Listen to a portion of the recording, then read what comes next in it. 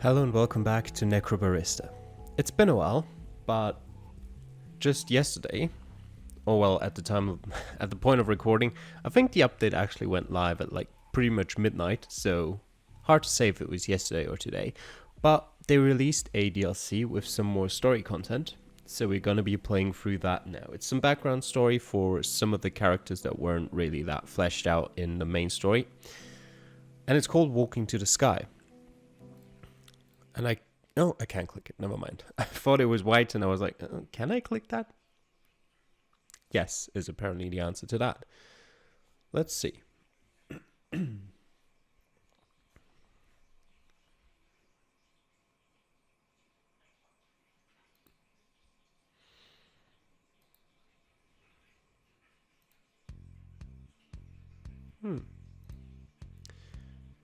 Tuan bent down to face the robot, which seemed to alternate between retreating and approaching him.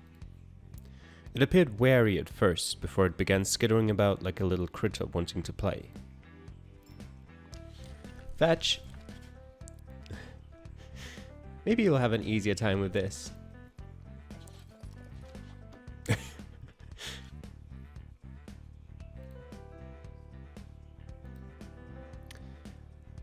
The thrown hex nut bounced away to some unseen corner and Tuan began looking for another loose object to throw. He ran his hand along the shelf and found a weird washer shape, more like a thin cylinder than a typical washer. Catch! Ooh, nice catch. Tuan was a bit disappointed to see the bot go. The bot did seem like a social animal that was probably interested in seeing what other people in the cafe might be willing to play with it, so he didn't take its departure personally.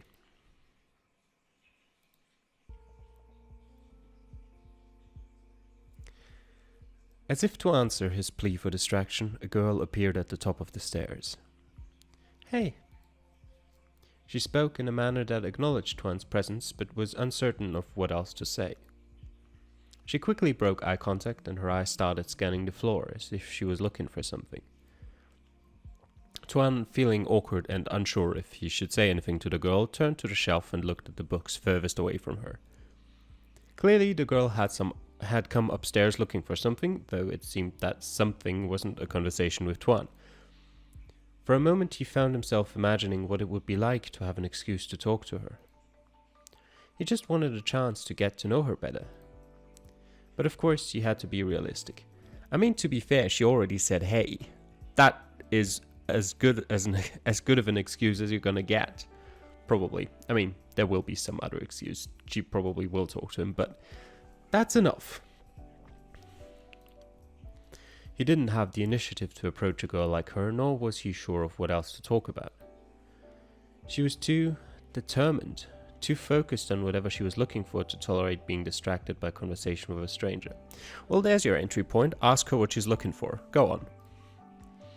Everything about her appearance, from the way she was dressed to the way she moved, implied that she had come here deliberately. While she exuded a clear sense of purpose, she seemed hesitant to greet him.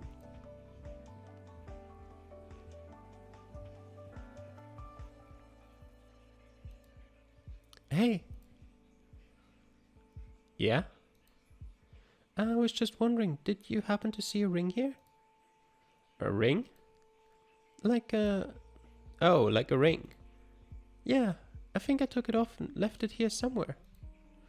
No, I don't think I remember seeing a ring that looked like that. I do think you saw a ring that looked like that. Tuan realized the girl hadn't actually described the ring to him, apart from telling him it was the sort that one might wear on a finger. Is there a different sort of... I guess there is. Are you sure? It was just a metal band. No rock or etchings or anything. A metal band? Not like a Metallica kind of metal band, but, you know, like a piece of jewelry. Tuan suppressed an urge to get into a, argument about heavy rock versus metal and which side of the divide Metallica fell on. You mean just a metal ring? Yes, I'm looking for a metal ring that looks like a metal ring. Something that sort of looks like a washer, but with the sides curled inward? Yeah, something like that. Tuan felt the color drain from his face as he recalled the washer that he had thrown to the bot just minutes earlier. Yeah, I think I saw something like that. There was a little bot around here playing with some small metal objects. I think one of them was the ring you're looking for. Oh, great. Is it? Oh, you don't need to. It's no problem. I mean, it's probably easier for me to look around where I saw it than try to describe it to you. I could swear it was just around here. Tuan recalled that the bot had run away with one of the items he had thrown earlier. He spotted the hex nut and screw that he had tossed out still lying on the floor, but the ring was nowhere to be seen. Sorry, I think it may have run off with it. Oh, you don't need to apologize. He does, you just don't know it yet. I mean, it's not like it was your fault, right? Yeah, He actually enunciated the syllables ha-ha like a person reading it off the page in a way that sounded nothing like laughter. Well, thanks for checking. Maybe I'll see if I can find that bot. She hesitated, looking around it as if she was a bit unsure what to do. Tuan scrambled for the right words to say on the spot and blurted out the first thing that came to mind. It's me. I'm sorry? I mean, it's me that's going to help you find that ring. Oh, that's really not necessary. It wasn't clear to Tuan whether she was saying that to indicate she didn't want to impose or felt she would be better off without his assistance. He decided to address both points. I've got nothing better to do. And I know this place pretty well. You're new here, right? Let me lend you my limited knowledge of how this cafe is laid out. If it's not too imposing, I'm happy to help. Truth be told, helping this girl locate her missing ring was a bit troublesome, but he felt responsible for creating this situation. I appreciate it. By the way, I don't think I got your name. I'm Tuan. Hey Tuan, I'm Hannah.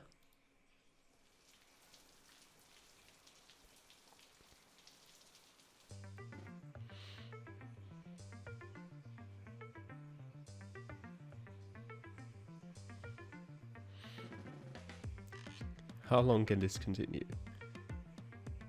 Let's just see where he's walking. I could skip it. I don't want to though. Is it going to repeat?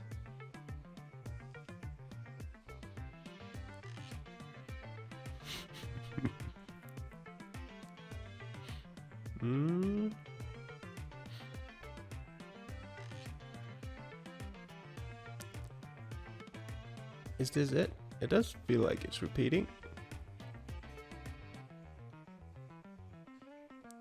It does look slightly different, I think. I don't think it's repeating, but I'm gonna skip it. Yeah, I'm gonna skip it anyway, because I mean, it's not like anything's happening. Although, is there anything beyond? No, it's just another bookcase, never mind. That's an interesting way to walk. So, does this ring of yours have any special significance? Something like a special gift? Sentimental value? He still hadn't gotten around to telling Hannah that he was responsible for the loss of her ring.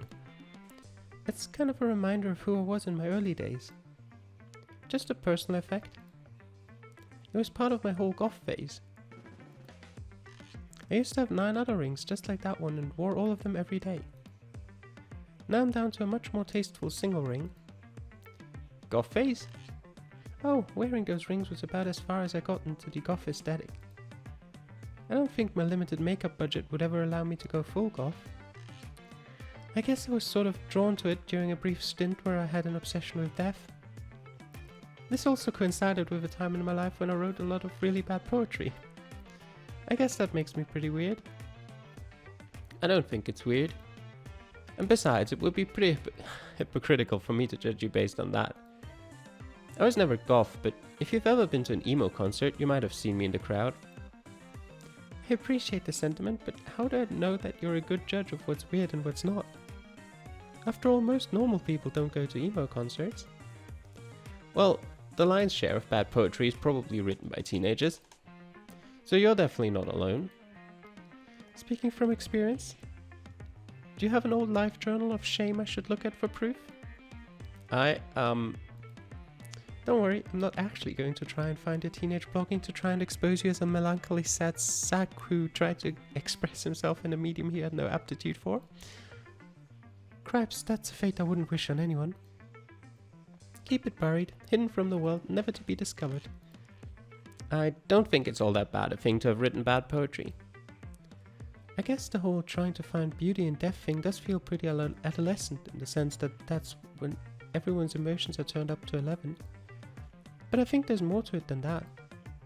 It's the time of life where it feels like you're becoming an adult, but you aren't really allowed to have the full experience of being one. You're still experiencing a kid-friendly version of the world. If you live in a sanitized suburb, it feels fake. And in trying to avoid that fakeness, maybe teens run in the opposite direction. They embrace the darkest things they can find and develop a fascination with death. I guess teenagers don't typically confront death directly. Tuan tried to keep his voice low as he said the word death. He was becoming increasingly self-conscious about who might be listening to their conversation from beyond the grave. After all, a person's voice could carry pretty far in a place like this. Tuan knew enough about the cafe to know that not all of the patrons were living.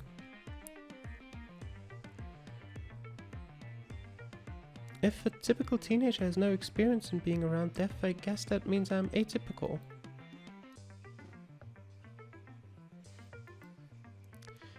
You look like someone who wants to ask a question but isn't sure if he's allowed to ask it.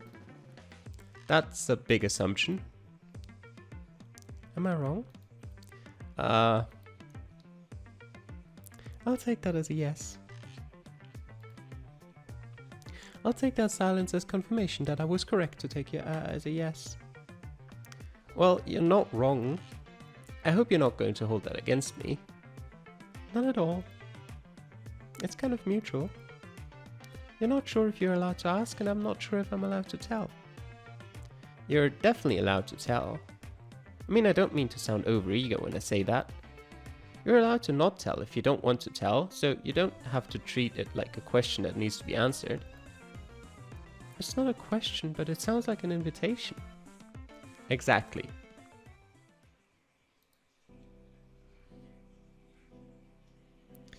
When I was 13, my mother was diagnosed with leukemia and my father disappeared as soon as he found out.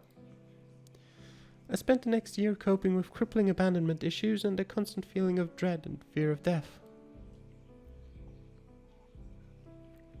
Tuan saw something in her distant eyes that implied there was more to the story. But for the time being, he was okay with Hannah holding parts back.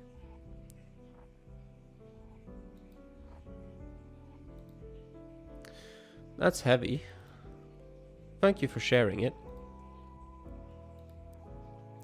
It was a dark time. Luckily for me, that part of my life is buried deep in my past, never to be seen by the rest of the world. Unless you count the old LiveJournal blog that I forgot the password to, so I can never log in and delete it. I think you can actually issue a DSCMA request and the site has to honor it. They'll send a thing to the account that posted it, asking them to counterclaim. If the account is abandoned, you can get your stuff scrubbed from the internet. I wasn't looking for a solution to that particular problem, but that actually sounds really useful. I might have to act on that advice. I'm really good at offering unsolicited assistance. For example, one time this girl came to me looking for a missing ring and I told her I'd help her find it. Nice. I hope this story ends with you actually helping her find it instead of getting distracted by some irrelevant thread of conversation.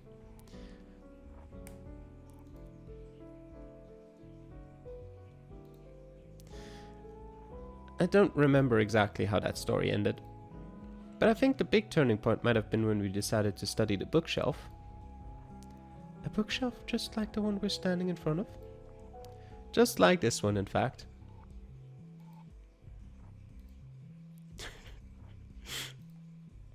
Can we stop now? I mean, I've always been one to appreciate commitment to a bit, but this is getting kind of exhausting. The bookshelf had more than a few nooks and crannies that a bot might hide in. Even if Tuan didn't find a bot that had Hannah's ring, he might ferret out some details that could give a clue to its whereabouts. Are you sure it's okay to move stuff around like that? Try not to sneeze unless you want to see this thing reduced to splinters. Is it really that fragile? Yes, I'm speaking from experience.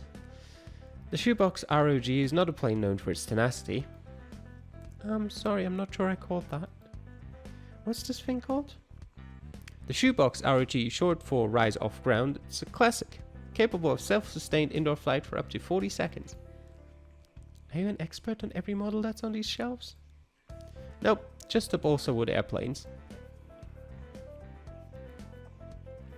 When did you become such an expert? Summer camp. It's a subject that's immensely fascinating to 12-year-old boys who then carry that obsession to their grave. And here I am thinking that I've missed out on something important by never going to summer camp. Actually, you kind of did. I'm sure that the physics of a rubber band powered airplane... No, I mean the other stuff. I'm not a big fan of archery or volleyball either. You really think that the reason people carry summer camp memories with them their entire lives is because the curriculum is so well formulated? I guess I always figured that learning how to fish or shoot a bow and arrow was meant to be a delightful experience. Sadly, it's something the rest of us non-summer camp going plebeians were doomed to never enjoy. The bows and arrows are probably the least interesting part of the archery station.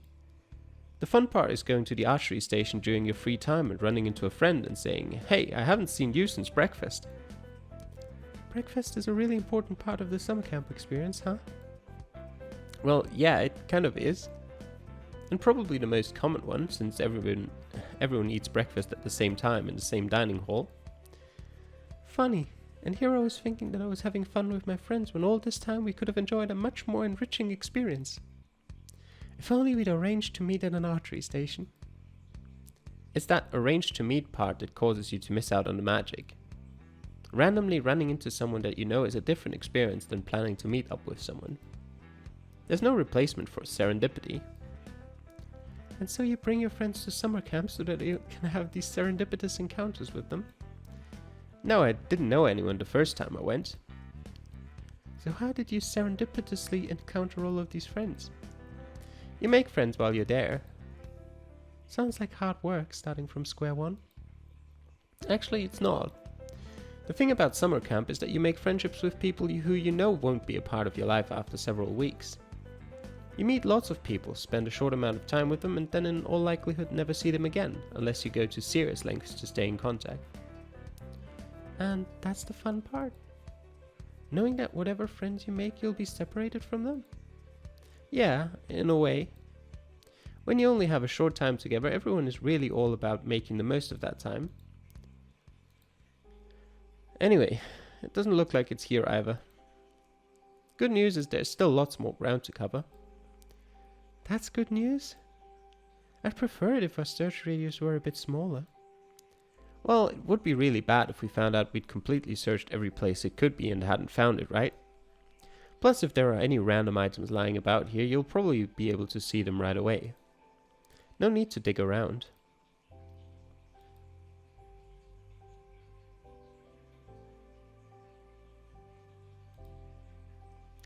You're the first person I've ever heard who said expiring relationships are a good thing. I think part of me is afraid that the relationships I have are temporary. The opposite thing happens way too often. You see it happen whenever someone moves into your neighborhood. You have those moments where you discover that you have new neighbors and it's like, oh, we should have them for dinner sometime. Sometime gets defined as next week, and next week becomes next month. And you put it off more and more until eventually you realize that you've spent years living next to people that you don't really know because you never spent time with them. You never took the time to really get to know them and form anything resembling an intimate emotional relationship. There was never a sense of urgency. There are people in your life who are just sort of always there, and because you never think about the day they'll leave, you never spend time to enjoy the moments you have together.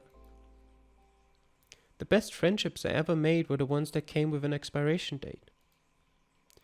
You've thought about this a lot. Yeah, I guess I have. Is that why you enjoyed going to emo concerts? A live show seems like a good place to make a friend, spend several hours with them, and then never see them again. Concert going was not a regular thing for me. In fact, it was kind of a one-time thing. Music is usually a deeply personal experience for me. I still have the Fall Out Boy album that I would listen when I was in year 8 every night as I cried into my pillow. The music was that bad, huh? I was brought to tears because the lyrics made me realize the painful futility of my own existence.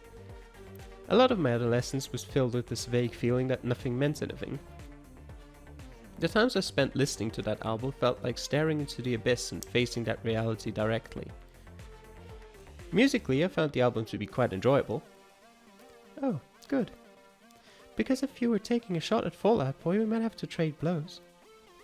But that still leaves us with the question of why you kept going back to that album if every single night it made you realize the pain and futility of your existence.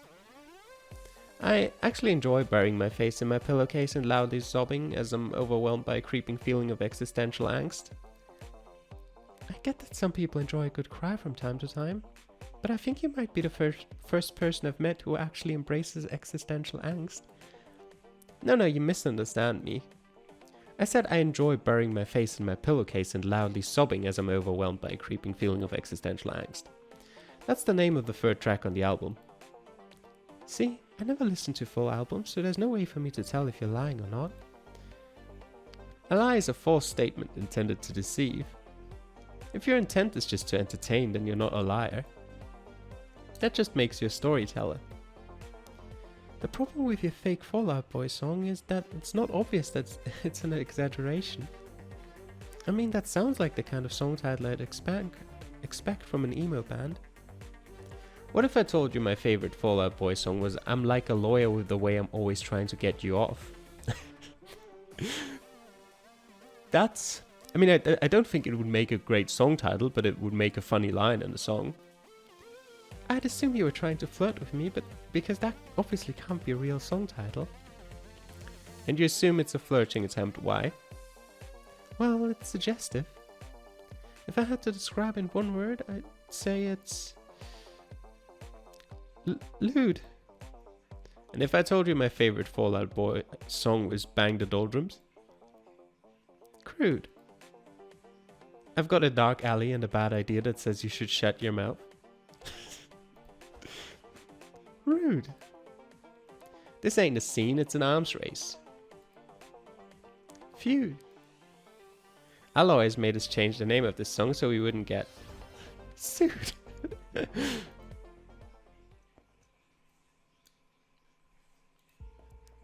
Well, that's all there is to see of the upper level. No ring, no bot, so I'm sorry I couldn't be of more help. Not at all. You helped me eliminate one entire space as a potential zone to search.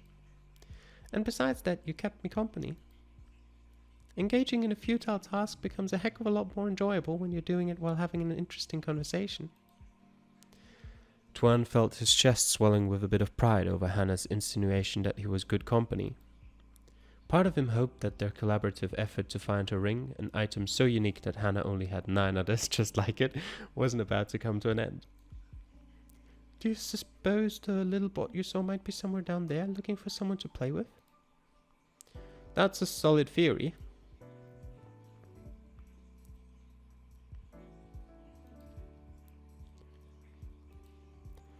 You going to come with me, or are we done searching for now? I was just thinking that if you're going to check around downstairs for a moving robot, you might be able to get a better fix on it from this vantage point. Plus, I'm not in the mood for more walking. You want to sit down? Nah, sitting's overrated. I'm really into leaning against things. It doesn't require any effort, but it's slightly more demanding than sitting, so you don't feel completely sedentary. Because you're doing something that at least sort of resembles supporting your weight in 2 legs. Tuan wasn't sure if they would make much progress on finding her ring from this perspective. But he started to think that neither he nor Hannah cared particularly about the outcome of their search, just so long as the journey was interesting. This place is pretty cool. Yeah. Interesting crowd down there. All types. Yeah. Though I guess even in a place like this, you can't avoid the obligatory guy sporting the blazer hoodie combo. The, hey, look at me, I'm so cool and stylish, but also super casual. That's called a high-low mix, and that guy's definitely not the only guy down there sporting such a combination. Oh, I'm sorry, did I just dunk on something that you actually hold dearly? Nah, dudes sporting the blazer hoodie combo are invariably douchebags. But what if he wasn't? Is that her or him saying it? I think it's her, but what if he wasn't? That sounds like the start of a theory. The blazer hoodie combo is something he has a deep sentimental attachment to. His father walked out on the family when he was young, so he grew up looking up mostly to his grandfather, who tragically passed away when he was 12 years old. When his grandfather had passed, his older brother replaced him as a father figure.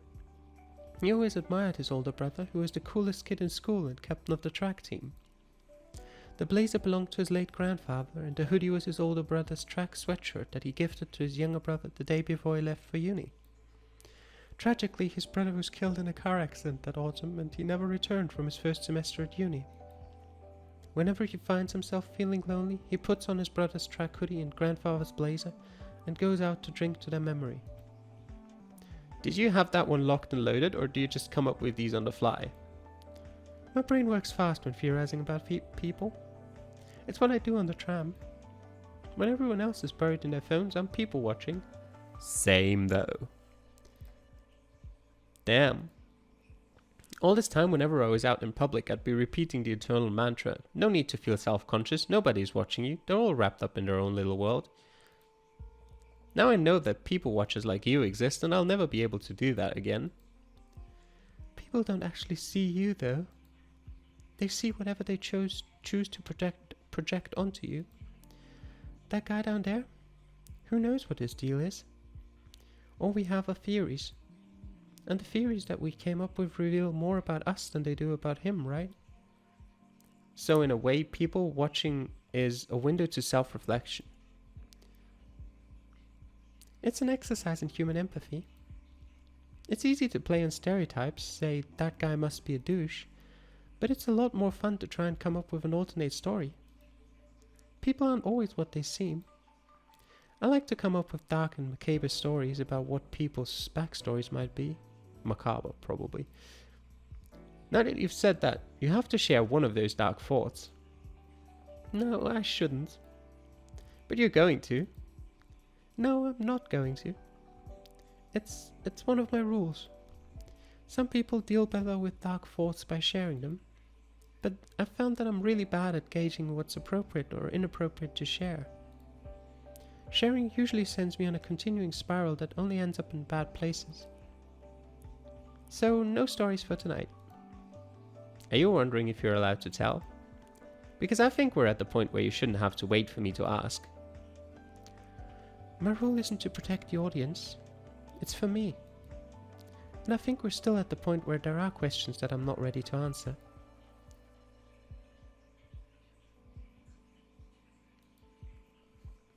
That doesn't mean I'm bothered by you asking.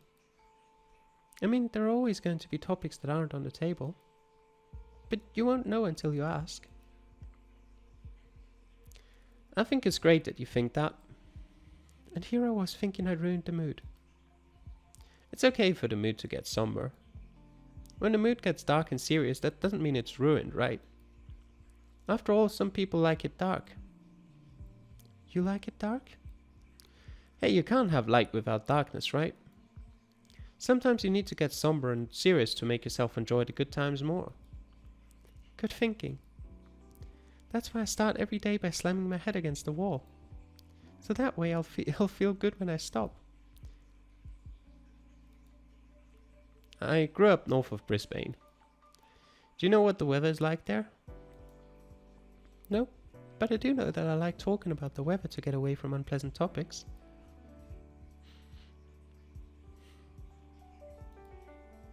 It's downright tropical. No bad days, good weather all year round. But there are so many days when it would be gorgeous out and I'd go by the local park and see nobody out. No kids playing, no one out walking their dog. Sounds like a lame place to live. It kind of was. The thing is, when you never have bad weather, when there are no bad days, there can never really be good days either. But in Melbourne, when you get a nice day, people go outside. They don't squander it.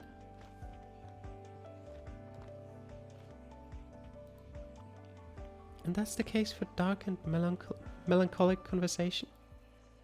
Pretty much. I mean, if everything's at a 10, it may as well be at a 1. You need range in life. I'm not so sure. I think I'd be fine if I only ever saw the happy parts. It feels like a paradox, doesn't it? The people who seem to be the most obsessed with the pursuit of happiness seem to be the most unhappy and unfulfilled. Well, yeah. That's why they're so obsessed with pursuing happiness, because they don't have it. But there's a reason that people go to horror films. I don't think the opposite of happy is sad. I think maybe the opposite of happy is emptiness or a general lack of feeling.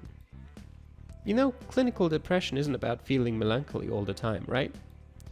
It's not about a feeling of constant sadness so much as a feeling of constant, well, nothing. True. Speaking from experience? That's a personal question. Yeah, and I was hoping for a personal answer. I've never heard someone wax philosophical about emotions and then get reserved when asked about their emotions. A medical condition goes a little beyond the realm of talking about emotions. Let's just say that I'm no longer taking medication to treat clinical depression. No longer taking it as in you were taking it at one point? Yes, that's what I was trying to subtly imply before you explicitly pointed it out. Got it.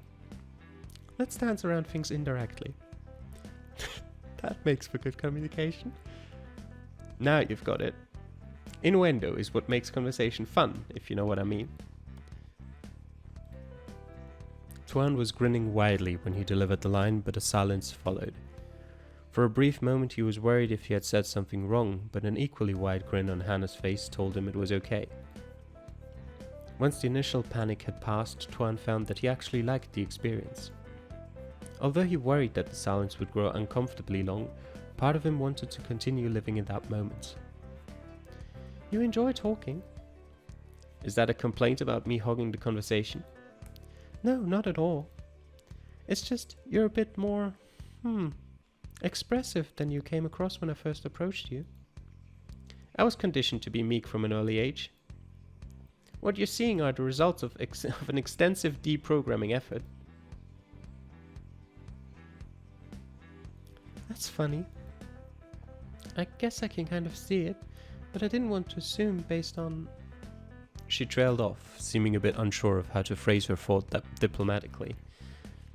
If you're feeling squeamish about making assumptions based on my ethnicity, you can rest assured that your assumptions are probably correct. You can probably deduce everything you need to know about my childhood from what you know about the kinds of expectations that Asian parents place on their kids. For some, meekness comes naturally. For me, it was a learned trait that came from growing up in a household where being well behaved was synonymous with being quiet.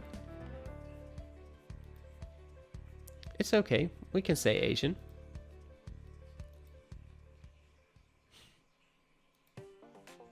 Funny, I never really thought about that part of it. When you talked about the expectations of Asian parents, I was thinking more about like scholastic and academic achievement. Oh, you can trust those assumptions as well. Like many immigrant parents, they want their son to be more successful than they are. But my mother was an MD and my father was an OB, and it's kind of hard to figure out what's supposed to be one level above that, let alone achieve it. I don't know, can go for Prime Minister? Wait, does Australia have a Prime Minister? They probably do, right? What's an OD? Doctor of Optometry. It was a big disappointment to my mother's parents, who were hoping their daughter would go for an ophthalmologist instead. Sounds like you really let the family down. I know it sounds like I'm saying it in jest, but let me tell you, whatever perceptions you might have about familial strictness in my family, they're stricter. Like, graduate second in your class and then get a remark from your mother at graduation that you could have been first if you'd hit the books a bit harder. That level of strict. Yeah, it must have been tough for you to deal with that. My mum never said anything like that when we were driving to chemotherapy.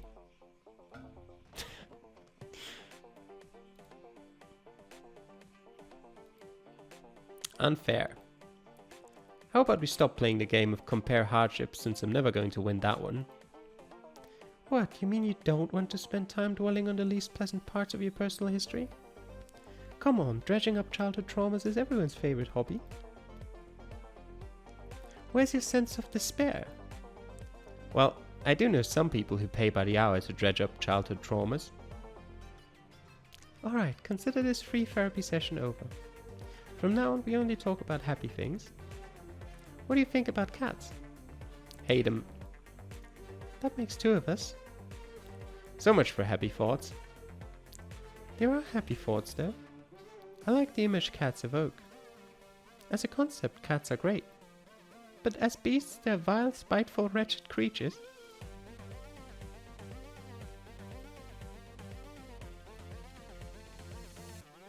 I'm glad we're on the same page.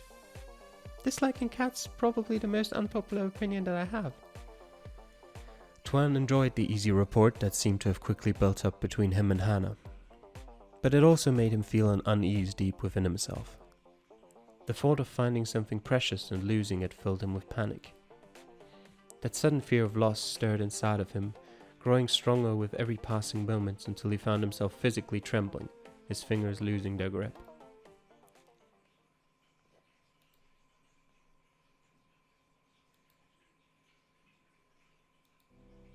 Are you okay? Yeah, I just felt a bit uneasy on my feet.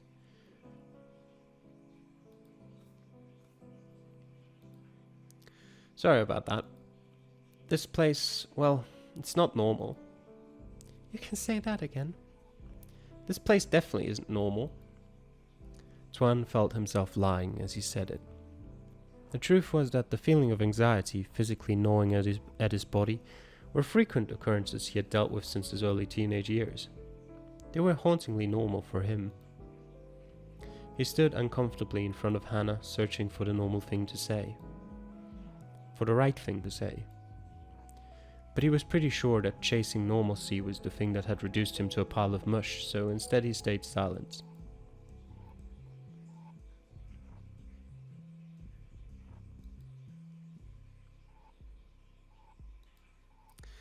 Sorry to have spent so much of your time.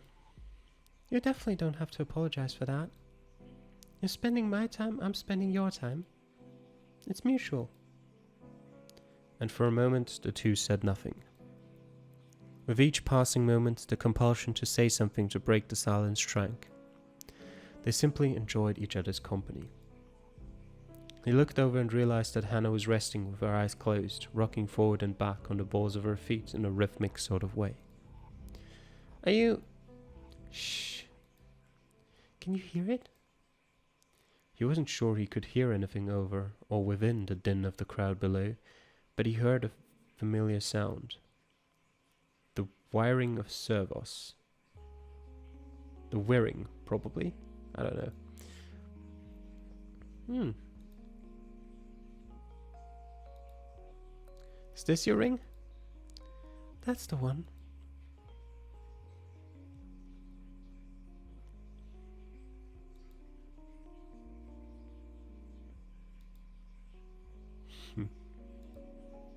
Great, now you can get back to what you were doing. Yeah, great. Well, see you around. See you around.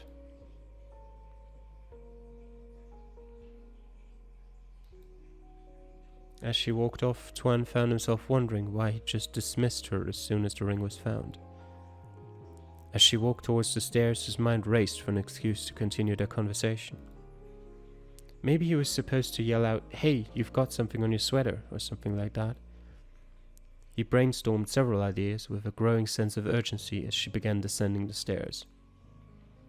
With each step she took, the likelihood of their conversation continuing felt like it would wane as she completely disappeared from sight. Damn.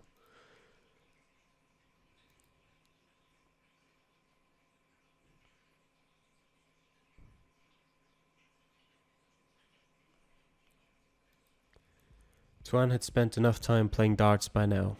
The grip of the dart in his hand began to feel natural, like holding a pencil. It was easy to become so wrapped up in the game that he completely lost track of time. Everyone seemed to be preoccupied or otherwise uninterested in conversing with a teenage boy, so he turned back to the dartboard over to the wall to retrieve his darts.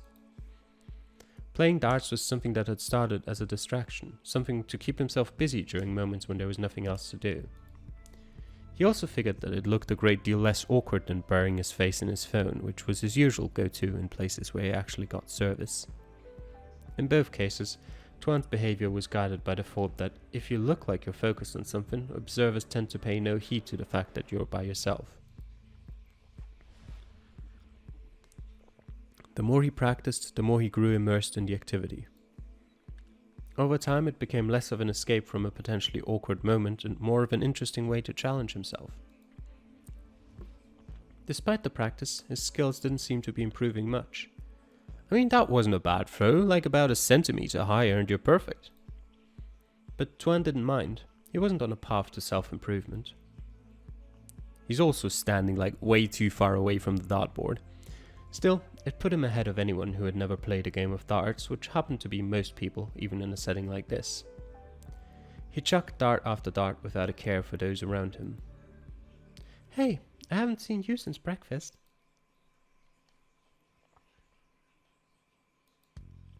"Hey, you know that line only works when you actually had breakfast together, right?" "Duly noted. That would make more sense." "You like playing darts?" "Only when I don't have the company of others to keep me occupied." "And here I was thinking I'd teed you up perfectly to give me a lesson on how to play darts." "You probably don't want me teaching you how to play darts. I'm not very good." "You had me fooled. Looks like you just got 2 consecutive bullseyes." "The goal of darts isn't to hit the middle of the board. You see, each segment on the board is worth a different number of points. You start with a fixed number of points, usually 501 or 301, and then you throw darts and deduct the amounts from your number. The trick is..." "Actually, you were right. I don't want you to teach me how to play darts." "That's a relief. If I did, you'd very quickly discover just how little I know about the subject of darts when it comes to anything other than the rules. Plus, out of all of the things there are to see here, the dartboard is probably among the least interesting." "Oh boy, I can't wait to see something even more interesting than a dartboard." "Then follow me." "Where are we going?" "I could tell you, or I could show you."